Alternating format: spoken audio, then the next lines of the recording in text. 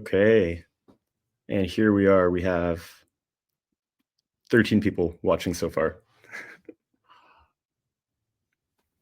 We can just give things a couple seconds and then we can get started. Actually, we can get started now because I think when people start watching the stream, it'll just start from the beginning. So, Luca, it is great to see you. I guess I'll start off by introducing you and how I know you and stuff. And I guess I met you last year at Zoo Berlin, but I had been, I'd been following you on Twitter for a while.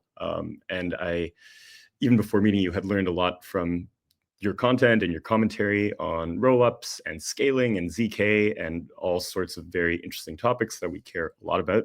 So it's really my pleasure to host you and to hang out today, chatting about all of these topics and more. Thanks for having me. Should I introduce myself? I would love that. Yeah. I think it'd be great for people to hear about your background. So, again, thanks for having me. I'm Luca. I do research at L2BEAT. In the 1st of May, it will be 2 years that I've been at L2BEAT. L2BEAT has been alive for 4 years, I think, a little bit more probably. As soon as the Rollup-centric roadmap was announced, I think, and everyone knew that Rollup would have been the next big thing for Ethereum scaling. I've been following Rollups as well for a very long time. Since the very beginning, I've been using Ethereum when the fees were super high. I remember spending hundreds of dollars in fees for a single transaction, and not even thinking about it, and it was crazy. If you're thinking about it now, with all the possibilities that we have on Rollups, right?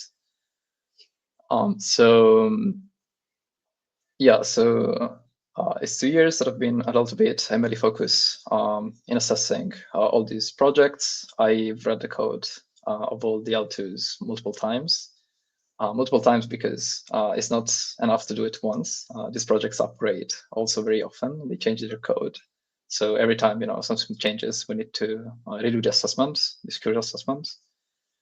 I've been working on, as soon as I joined L2BEAT, I've been working on formalizing better the stages framework that is now on L2BEAT. It was first proposed by Vitalik, and it was not very precise at the time. My first job was to make it more precise. And I spent time, again, reviewing a lot of L2s and trying to define this framework to review them. That is awesome. Yeah, that actually brings us very nicely into one of the things I wanted to ask you about, which is the roll-up stages. And I was pretty sure that it was originally proposed by Vitalik, like you just said, but I wasn't sure about the whole story there. And I would love to hear more about that and how your thinking has progressed over time around roll-up stages. Maybe even just a summary of these different parts would be useful for people. I could even pull up the actual website and share my screen, I think, and kind of a visual aid.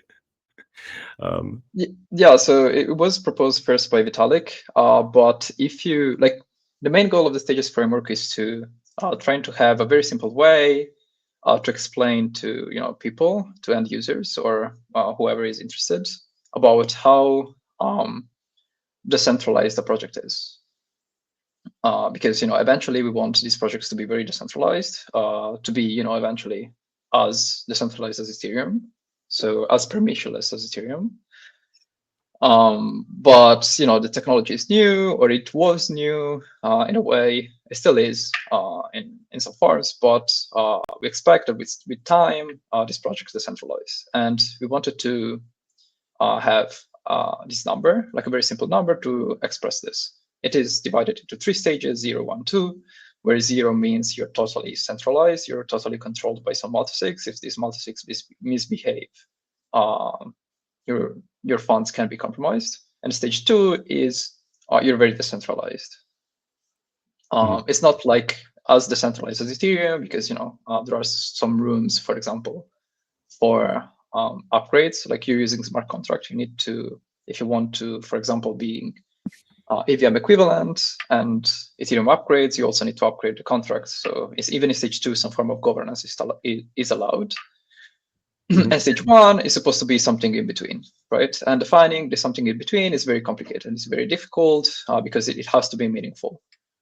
And so if you look at the first proposal by Vitalik, it's not, I would say, very consistent in a way, because it allows stuff in stage 1 that would make a system as secure as a stage 0 system in certain cases. So like it was not really, it's very complicated. Like the first intuition by Vitalik to have a stages system for decentralization is very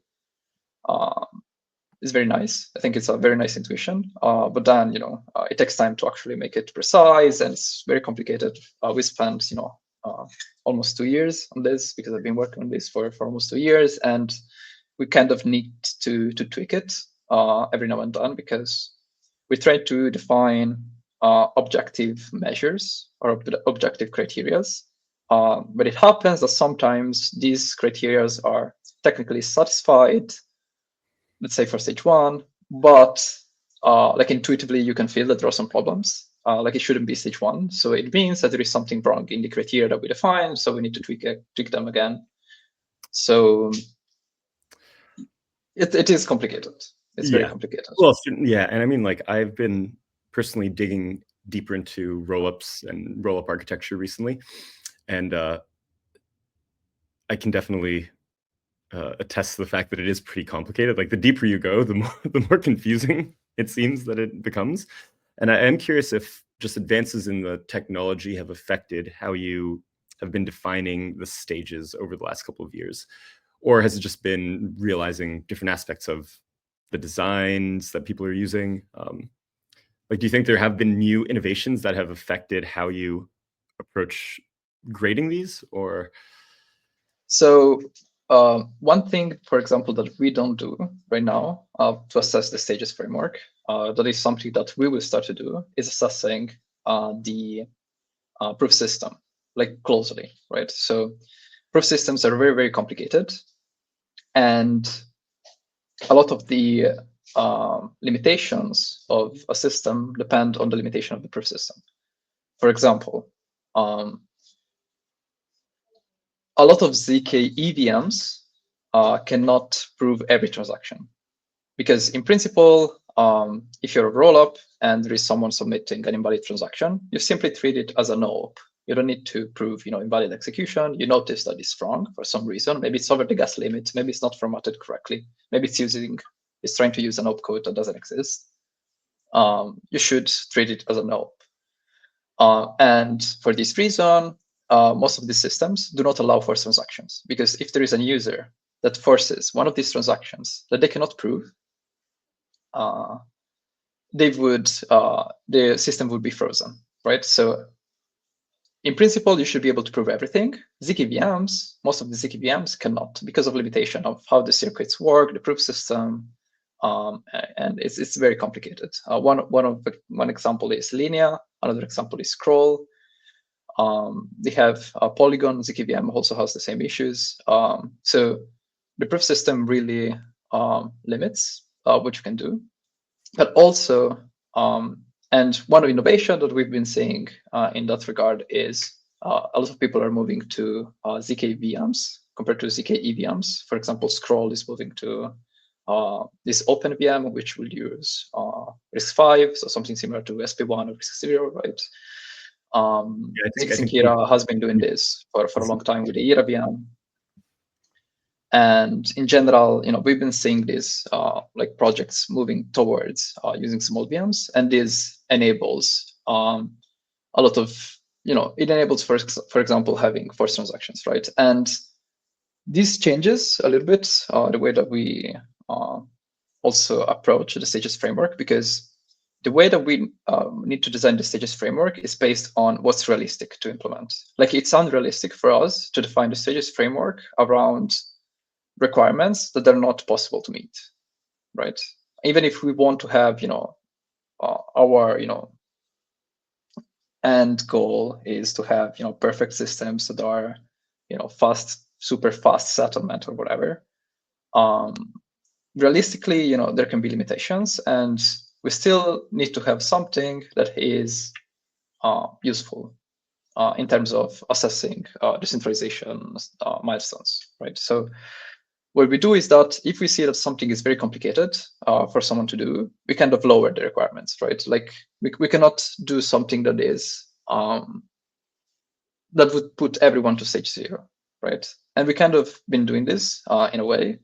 But the cool thing is that when something becomes possible, like for example, these first transactions, we say that we have SP1, risk 0, they can prove everything. Now we can, like, we're very, very happy about this, because as soon as there is one project that is going live on mainnet with these features, it is a proof that it is possible, and therefore we can have a higher bar for everyone, right? Yeah, that's really cool. I like that a lot. I mean, since I've known about rollups and L2s, maybe about 2 years ago when I really got exposed to these ideas, like a bit of backstory is 3 years ago when I was getting into all of this, I remember Arbitrum was one of the major sponsors for ETH Denver 2022. First time I really got exposed in a real way to the whole industry that felt real and not just something I saw on Twitter. And I had no idea what Arbitrum was.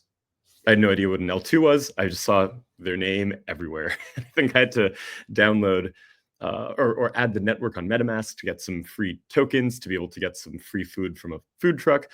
But it wasn't until a bit later that it kind of clicked, what an L2 was and why it was important. So, I mean, basically, since that point, I've followed L2BEAT and the work that the team has been doing, which I think is cool, because I've also seen how you've evolved the platform and added more features, talking about bridging in addition to scaling, the zk stuff you have on there. Where I was going with this was, I think having a sort of authority that's existing as a public good to hold the entire industry to these sorts of standards is really, really important. I guess it's important for consumers and investors and users and anybody who cares about using this technology to build, because like you were saying, the goal is to have these permissionless, secure, reliable systems that people can actually use to build apps and products and services.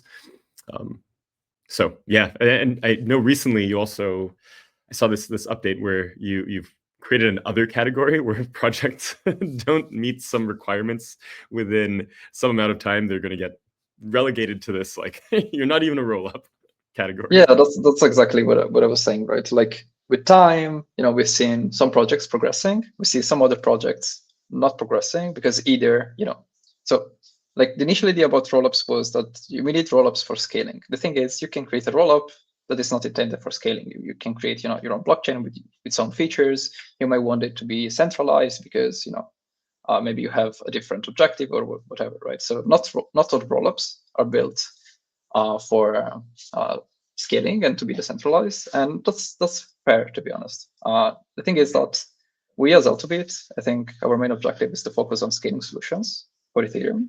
So at the beginning, everyone was stage 0, everyone was centralized, and now that we see that some projects are moving up in stages and they're decentralizing, they're maturing, and we see that some other projects, maybe using the same stack even, are not progressing. It means, it might suggest that maybe it's not their focus. So as I said before, if we see some projects setting a higher bar for everyone, we will increase the standard. So the projects that don't follow will be moved to another category to see, to still, like, we don't want to remove those projects because L2BEAT, I feel like L2BEAT is the most valuable for projects that are not secure enough. So like we want to highlight there are some projects that are still stage 0. So we will keep them. We will continue to review them. But the main focus is to track the progress of those systems that have, their purpose is to eventually be decentralized and scale. And to scale Ethereum. Yeah, that makes sense. Now that makes me wonder about something else, which is how many chains you actually cover already on L2BEAT. And it looks like you have 62 rollups and then 86 validiums and optimiums. What's the process like for onboarding new chains? Like, do you have some minimum cutoff requirements? Is it just based on how much time you and others on the team have? Do projects have to submit some sort of specific proposal? Like if somebody launches an L2, do you have a form that they can fill out to get added, or So how do you do this? like when I joined, we had maybe like 20, 30 projects. So like our goal was to cover everyone and everything. So in the past 2 years or past year, it has been more increasingly difficult because there are a lot of projects. And again, we're trying to have everyone if we can. We, of course, like when we notice you, like you can just ping us on Discord, on Twitter, whatever. We will probably add you as soon as possible with just TVL and activity. So we will start tracking your metrics. We will not do the full assessment. And if we notice that you have high TVL or high activity, it means that maybe there are a lot of users using your chain, or there is a lot of value at risk of being compromised. So we will prioritize your chain. And then if you're using a stack, like a popular stack, like OP stack, Orbit stack, zk stack, CDK, Polygon CDK, or whatever other stack, for us it's easier. It's easier because we have this very sophisticated backend and template system for which if we have done the research on some contracts and we see those contracts again, we can easily add you because again, we already did research and we have all the automation to add you.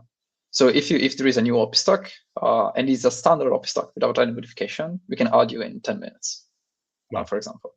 So it depends on what is the technical difficulty or time that it would take us to add you, but also we prioritize based on activity and TVS. If you see the ones that are under review on L2BEAT, either are big projects that have upgraded recently, or if you scroll down, it's the long tail of projects that have low TVL or low activity. Gotcha. Yeah, that's cool. I've been speaking to you last week. You did mention that you have a lot of these nice tools for reviewing code and seeing all the differences between like a vanilla OP stack chain and something a little more custom, which is really cool, because I know you have a lot of people working on this to make this a little bit easier and to be able to inform the broader community and ecosystem on these chains. I'm curious, like lately, have you been seeing custom implementations appearing, or have most of the new launches been based around some specific stacks? Like I've seen a few recent launches with zkSync's zk stack, abstract chain, Sophon, and of course Lens chain, which was like the big announcement last week. But are you still seeing new things coming out? Yeah, there are always new things, which like we both see standard projects launching. We also see projects using a stack but with some modifications, and also we see projects that are completely custom. Like, of course, it's very difficult to build something that is completely new. So usually, most projects, if they want to have something custom, they fork some of the stacks. But we've also seen projects that have done custom things and they're trying to get back to being like standard a little bit, because it's complicated to maintain a project yourself. And it's easier to just, get the momentum of, let's say, the OP stack to help you with the upgrades, to support, let's say, Vectra, or support all the new innovations that you may want to have. So yeah, every project that does something custom is, it's complicated. Mostly the smaller projects, but I also understand the need to have something different, right? Because what's the point of launching a lot of projects that are all the same? That's a big question that we asked ourselves when we're trying to predict future of space, and also because we need to also plan internally how to develop our tooling and how to manage new systems. So we asked ourselves, do we expect a lot of projects to be the same, or we expect a lot of custom things, right? Because if everyone launches custom things, we can probably not support everyone it's a lot of work to do so. So we probably limit ourselves to maybe the top projects or something. But like we kind of realize that all the projects launching, like most of the projects launching, will use a stack, and we can scale our operations with the number of stacks. So we don't expect the number of stacks to grow too much. And when we really understand one stack, it's very easy to add. So it's kind of both, and but not that much, to be honest. Like there's not that much variability between projects right now, I would say. Apart from Fuel, all these projects that have custom VMs. There is Starknet. There are like very, very custom projects. There are the ones using SVM, like Eclipse. But if you, apart from that, apart of having a very custom VM, there's not much of innovation. There is Arbitrum using, again, but that's a custom VM, like Stylus. Stylus, yes, or WASM, right? Yeah. Yeah. That's one of the things I did want to ask you about, which is, well, it's related to a tweet you had the other day, talking about your random list of personal beliefs, which I thought there's a lot of interesting stuff there. Which was, one of the things you said, long term, there isn't a place for vanilla, just pure EVM rollups, EVM equivalent rollups. I mean, I feel like there will be a need for these, and this is how we can scale Ethereum. But maybe there's enough of those already, or there will be enough. And the interesting things, it sounds like you think will be the non-EVM, like, so maybe Fuel VM or WASM or SVM or I'm curious to hear what you think about Fluent as well, which is this blended execution environment VM, which I guess is a zkVM where you can execute multiple types of code. Yeah, so like I'm really bullish on the approach of using small VMs, because again, they solve a lot of problems, as I said before, regarding first transaction and probability of whatever. But also the cool thing is that they allow you to not just have the EVM, but also compile whatever you want to what it is supported by RISC-V, WASM, or whatever.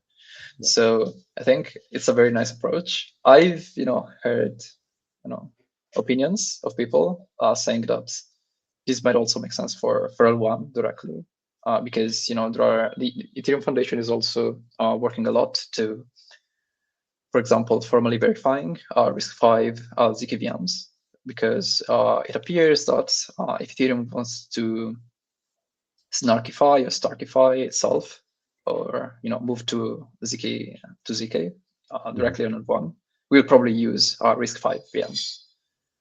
Yep. So it might make sense also for L1 to do something like this. It might be like super controversial, but in general, I think it's a very nice direction, because if you implement a RISC-V VM and you compile the EVM to it, like what's stopping you to also compile other things other than the EVM?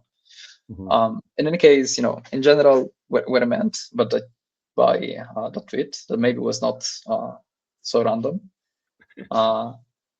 is that like in the very long term, and very long term I mean, like maybe some people kind of misinterpreted my tweet, but by long term I mean like 10 years maybe, or maybe even more.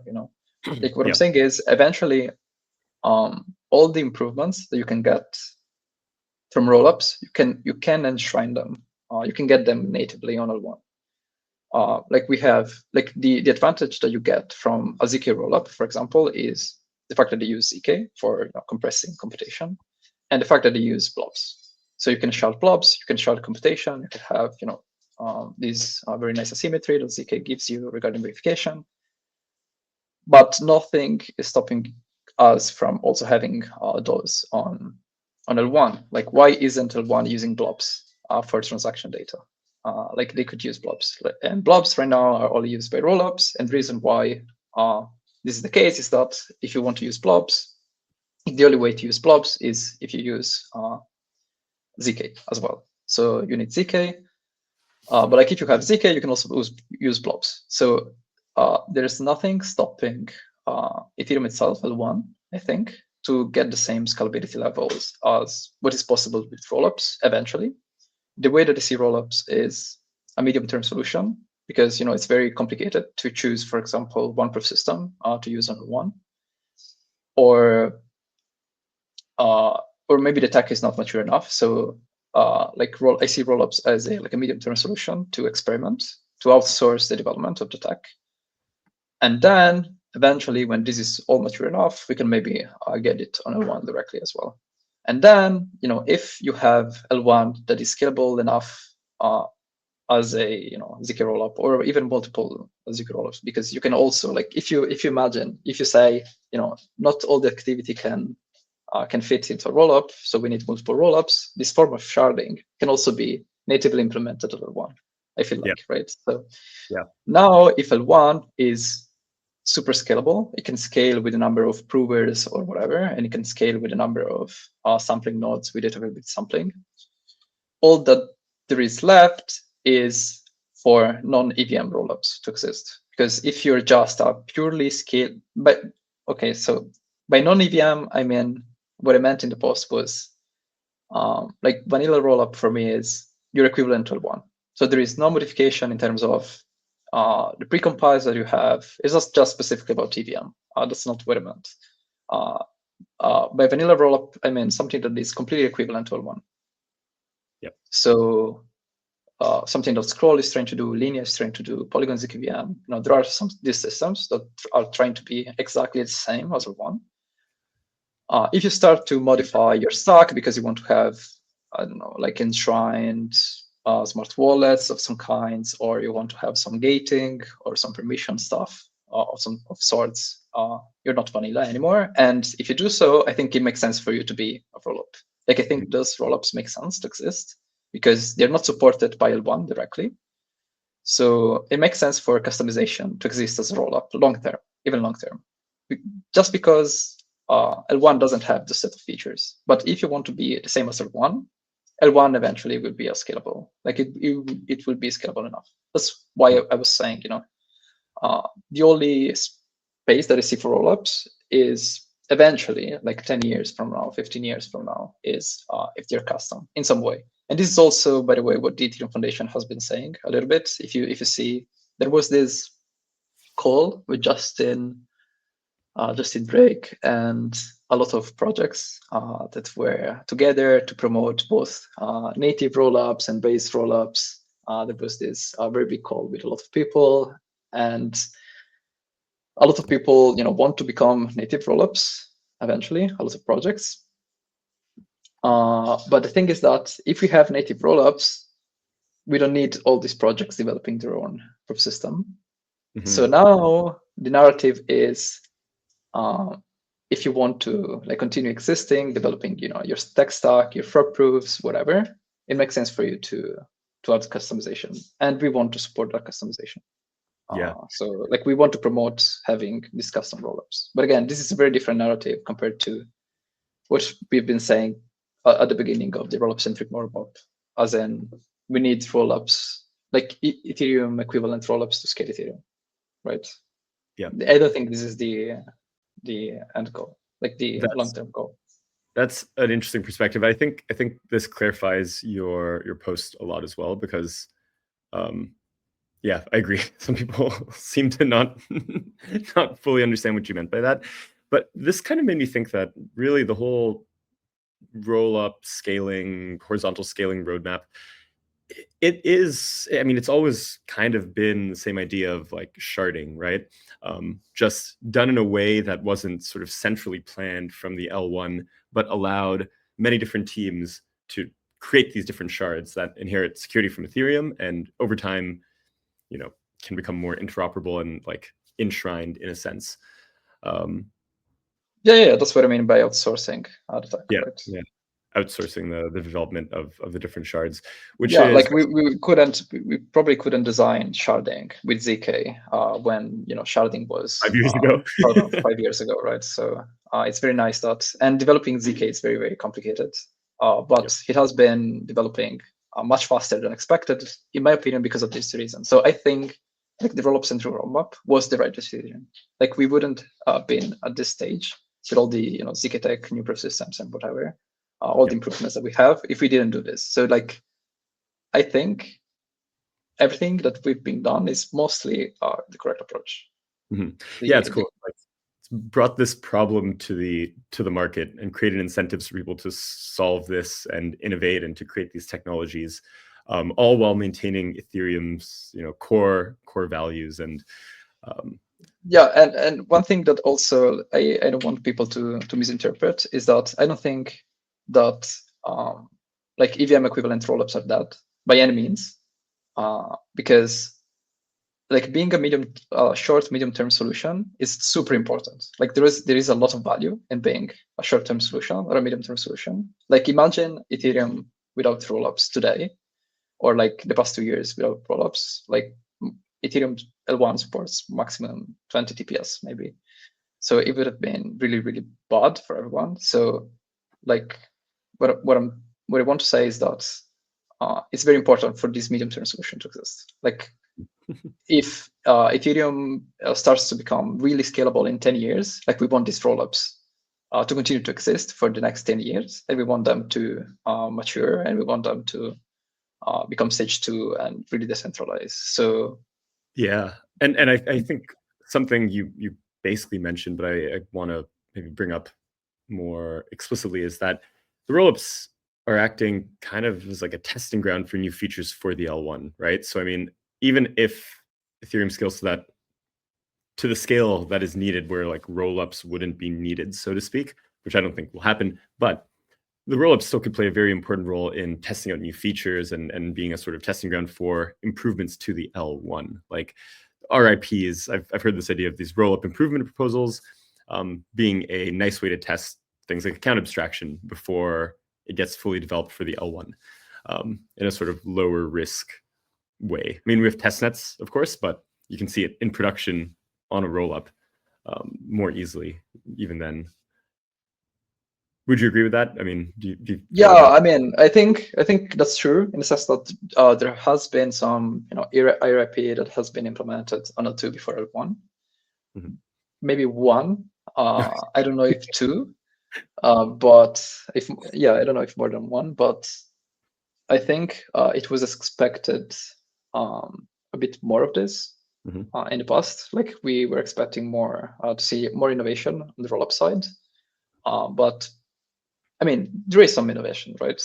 With again a lot of custom rollups, but also, again SVM, Cairo, with Starknet and so on. But these are not really things that will be implemented on L1 for obvious reasons.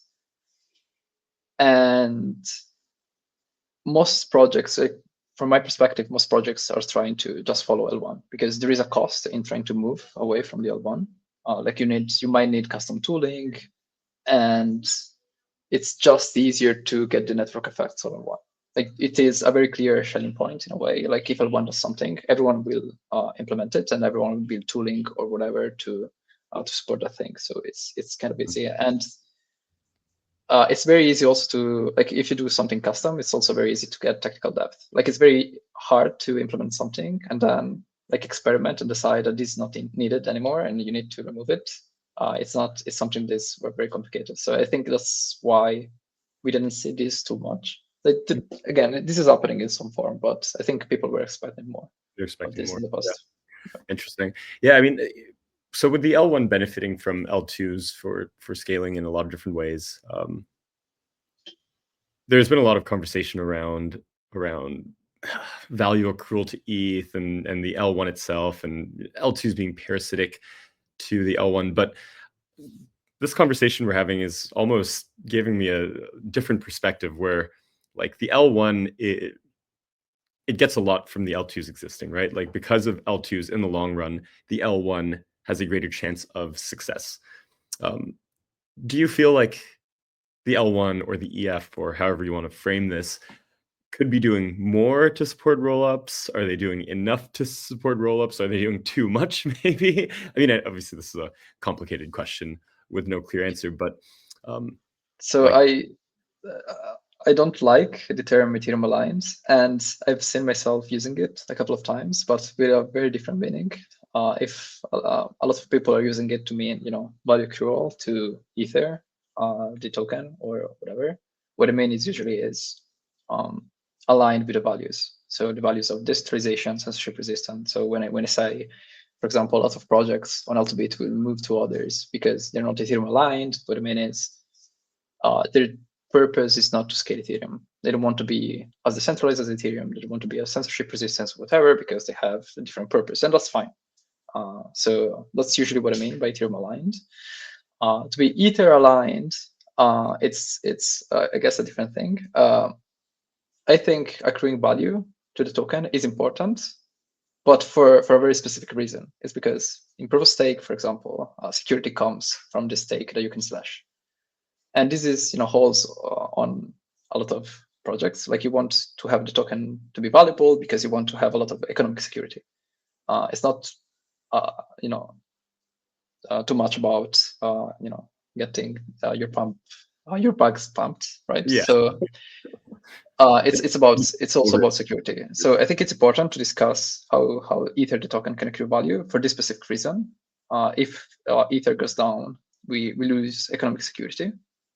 And this is also, again, something that affects all projects. You have Celestia that is trying to secure a lot of LDA L2s, but it becomes profitable to attack these projects if the value of the TIA token falls below the value of the sum of the TVS of the projects using Celestia, because then it becomes profitable to attack them. So there is an incentive, a very clear incentive to make sure that the token doesn't go down. And we have some mechanisms like 1559, like the fee mechanism that burns Ether.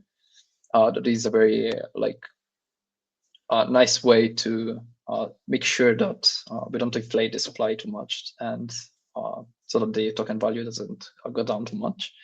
And there are some other mechanisms that I think are very interesting, like this MEV burn, which are so there is a lot of MEV that is being extracted on L1, and we want possibly to burn it and redistributing the value instead of just giving it to people that don't really deserve it in a way. And then you have the questions of, we have all these L2s, they're also accruing a lot of value. Is there a way to also get back some of this value? And the thing is, maybe, in the sense that this value is being created by these L2s. So it kind of makes sense in a certain form for these L2s to accrue the value, because the only value that is being provided from Ethereum to this L2 is blobs, is its availability. So they're paying for blobs, and blobs are very cheap. Like it's a very easy resource to provide in a way, and there's not that much of a demand for blobs right now. Like we have a lot of projects posting, but blobs are still very cheap because there's simply not a lot of demand. There's not a lot of high value economic activity to justify high value of blobs. But when we see the spikes, when we see that something happens, we see a lot of Ether burning, right? Yeah. Eventually, we will get back, I think, all these values if we get L1 to scale as well. Like if we manage to get the L1 to rollup levels, scalability levels, and we see activity moving back to L1, we would see the same level of burn, I guess, or like value accrual that the L2 gets, but on L1. And also it's easier to because L1 is, again, the most neutral layer that you can use. So it's also easier to accrue a lot more value than any single L2 that there is right now, if L1 is scalable enough. So I think all this issue with L2s stealing all the value from L1 is, again, a short-term issue. Yeah. Like I don't think it doesn't make sense too much to increase blob fees. Like there are some people trying to push this, but I don't think it's that significant. I think it's short-sighted a little bit. Yeah, that's an interesting perspective. I mean, it's like it's a good thing that fees are low and that there's a lot of capacity, assuming that there are still enough incentives for validators to participate in the network on the L1 and to keep staking their ETH. And, as long as that incentive doesn't disappear, it is actually a good thing, because now more people can launch rollups using blobs, using Ethereum for DA, which is, in my opinion, being, not a maxi, but I like Ethereum. It's where it's the area that I work in and what I follow the most. It's actually a good thing because we can have more rollups that can use ETH for DA. And yeah, but also, like, I don't think there is a lot of demand in general for blockchains, like for block space. So every like metric that you can get right now is kind of skewed, I think. Like if you go, like I really invite, if anyone is listening is interested enough to go to a random L2 that has a bit of activity, and go look at the block explorer, and inside those blocks, the transactions, like what is the actual activity that's going on in these projects. And you see that 90% of it is farming. Like it's people doing random stuff. Like you go to Tyco, you open Tyco blocks, you see that most transactions are people wrapping and unwrapping ETH over and over. really, For no reason, or calling some random methods like a GM function on an empty contract that does nothing. And if you look at I've tried to do this like a one weekend just out of curiosity, and most of the TPS that you see is like bots. So in general, I don't think there is a lot of demand for blockchains, and the reason is I think we're still early, like in the sense of the infrastructure is not good enough. A lot of people have been complaining that we have too much infra. I don't think that's true. I think the infra that we have is terrible, and we need better infra. Like every application that you're trying to use is terrible. Every wallet, every exchange or whatever is very, very difficult to explain how to use. And when you need to review a transaction, it's just random numbers. It's super complicated to know whether you're being rugged or not. Yeah. And also that's kind of the purpose of L2BEAT, right? It's kind of difficult to review these projects and to understand what's going on. And it's not just, everyone says that we need to have low hardware requirements for Ethereum because we want all people to run full nodes because they need to self-verify, but self-verification is not enough if, you're verifying all the blocks with your node at home, but then your node at home is verifying a transaction that will rug you. And then you're not aware of this. Like, yes, you've been you self-verified that you've been rugged. Congrats. Right. So like, and what you're verifying. Yes. So like, you should also verify what you're interacting with. You should also review the smart contracts, and this is very, very complicated to do. And we don't have the tools to do this right now. So the infrastructure is super fucking complicated. We're also like as L2BEAT, we're trying to build some tools to make this easier for everyone to look at what's going on in the smart contracts. We released, we didn't announce it, but I can maybe say it here, that we have disco.l2beat.com, which is this kind of dashboard that shows the contracts in all the L2s that we track. And with nice diagrams, you can see all the values that are in these smart contracts, and like it makes you very easy. It makes it very easy for everyone to review what's going on in a project, in a system. And we eventually want to extend this to arbitrary smart contracts, so not just L2s. So if you're ever want to interact with a smart contract and you don't really trust it, you could use this tool to see what's going on. And maybe we're also planning to have some automation for like an automatic risk assessment, like preliminary assessment, so that you can also see the risks. And these tools are possible. They're definitely possible. We know they're possible. We're building them. The thing is that it takes time. Yeah. That's very cool. Disco.l2beat.com. I'm going to look through that a bit more. So, Luca, I have two things I want to ask you about. I don't want to keep you too long. I'm enjoying just listening to you share these thoughts. This is all very interesting. One is with L2BEAT, right? Like, I guess everything you do is more suited for developers at the end of the day, or people who are trying to build on top of these, because I feel like people who are just trying to do stablecoin payments or do some DeFi stuff, I'm assuming you don't believe that they should be examining these contracts themselves, right? So who do you see as the sort of target audience for all of the great tools you're building? Like I was looking at it because I find it just fascinating, and I find the infra interesting, and I like understanding how this works. But I definitely believe that the average user normal person who deserves a better personal finance system that lives on crypto rails, they shouldn't have to look at this, just like they shouldn't have to understand how their web browser works. I mean, I like doing that, but most people probably don't. Of course. Yes, I totally agree. And the thing is, if you're not doing it yourself, it means that you're delegating it to someone else, right? So, and you should do this. Like L2BEAT exists because it's very complicated to assess all the L2s. Like, we have a team of 20 people doing this full time, and it's like we're barely keeping up. And so what we want to do is that you can kind of delegate the assessment to us. But also, we're providing a way for you to review the assessment yourself if you want to. So we're kind of lowering the bar also for yourself to review the project yourself, right? So you might trust L2BEAT for some of the assessment. If you don't want to, we make it easier for you not to trust us as well. And if it is easier not to trust us because there is better tooling, then again, if you're not verifying stuff yourself, you're delegating this trust, like you're delegating verification to someone else. So meaning that you're trusting someone else. And if it gets easier to verify stuff, you have more people that check that everything is correct. Like right now at L2BEAT, I feel like we are the only ones looking at the L2s super closely. Yeah. Apart from the teams themselves or like people working for them or with them, like as independent entities.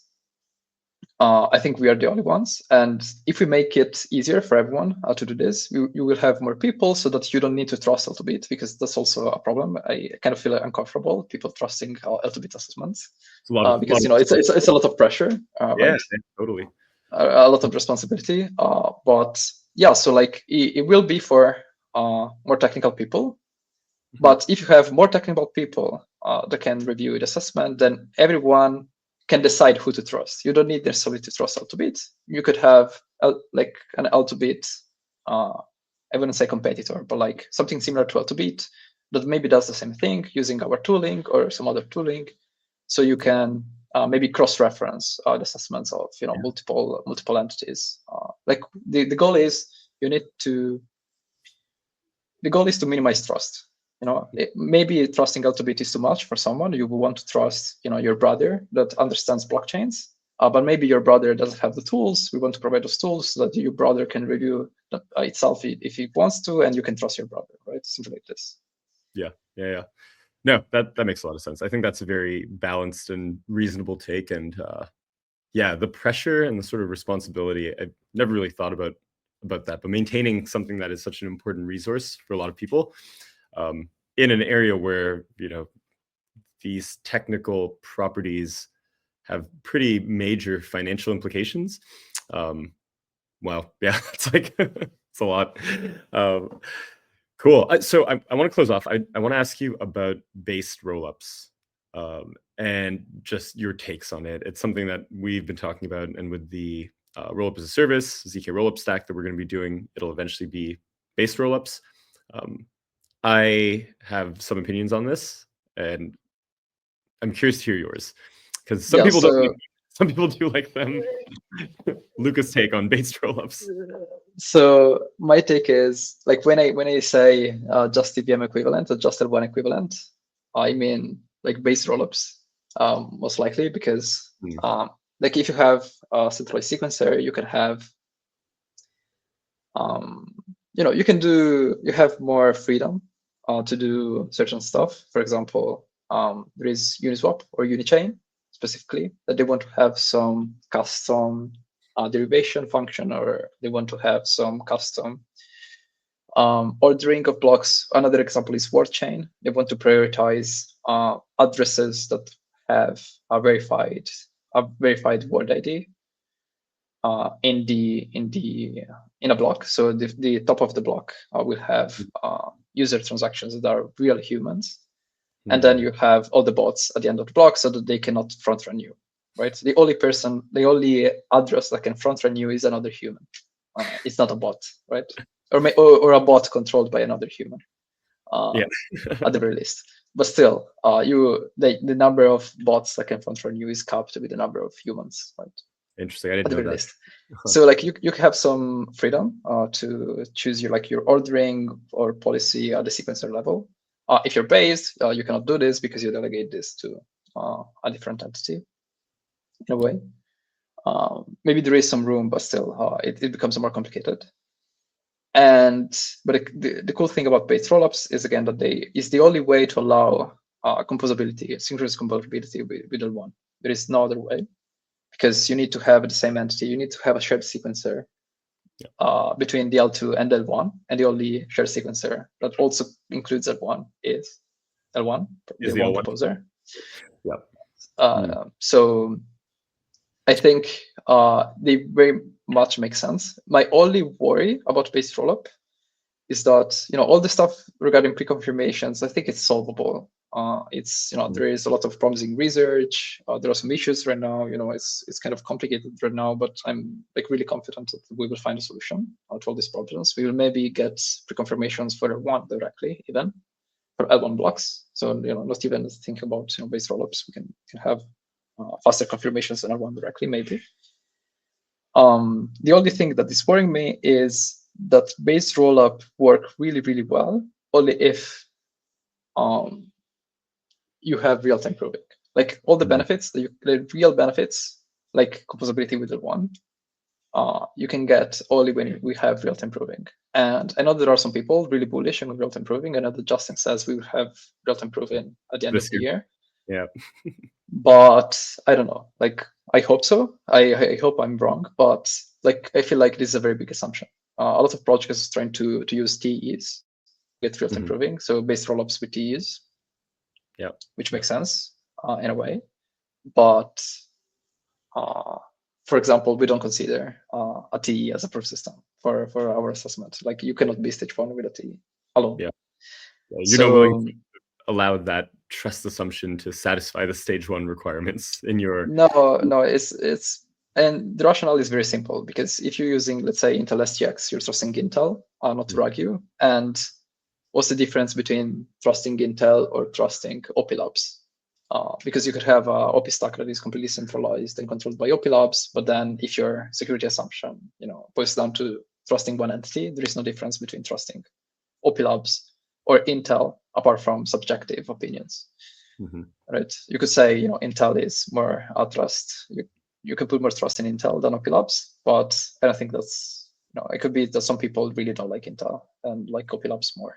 So in general, like we cannot boil down the security, like the assessment of a system based on subjective opinions regarding one entity and the other. So you could do better. You could have 2 Ts working together from different companies, but still this is a 2 out of 2 multisig, very similar to a 2 out of 2 multisig.